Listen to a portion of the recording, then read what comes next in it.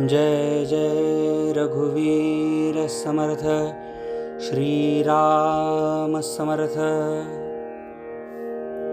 देह को भगवत प्राप्ति के लिए ही संभाले। देह को संभालना जरूरी है, लेकिन वह भगवत प्राप्ति के लिए करे, विषय के लिए न करे। बाहर का ठाट बाट संभाला, लेकिन जिसे बचाना था उसे नष्ट कर दिया, तो इसमें हासिल क्या किया? यह तो पागलपन ही हुआ। नारियल की भीतरी गरी की रक्षा के लिए बाहरी करोटी की जरूरत होती है। बाहरी ठाट बाट का ही सार संभाल करे, यही मनुष्य का अंतिम उद्दिष्ट नहीं है। बाहर का सुख सच्चा सुख नहीं है।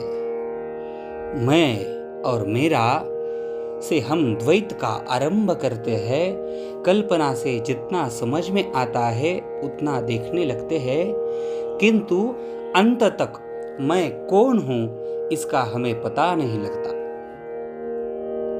अपनी गलती हुई ऐसा समझते ही उसे सुधारने का प्रयत्न करें।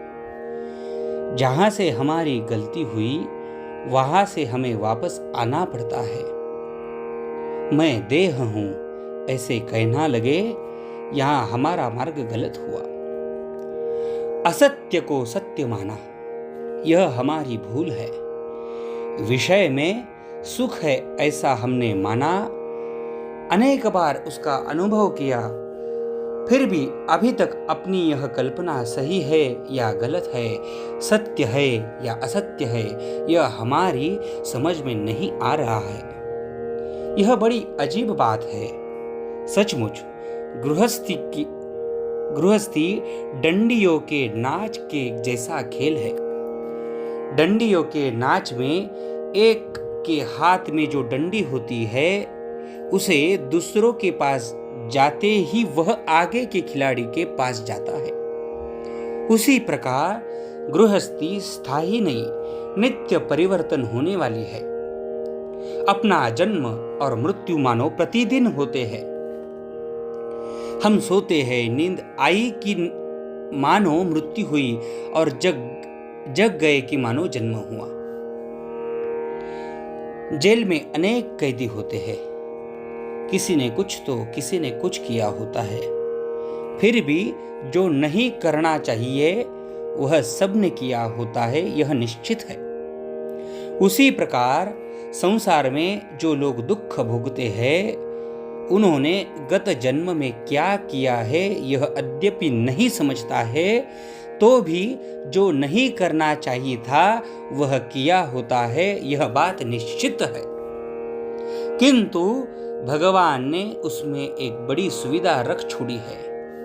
वह सुविधा यह है कि जो अपनी देह को भूल जाए उसे उस दुख का भान नहीं होगा।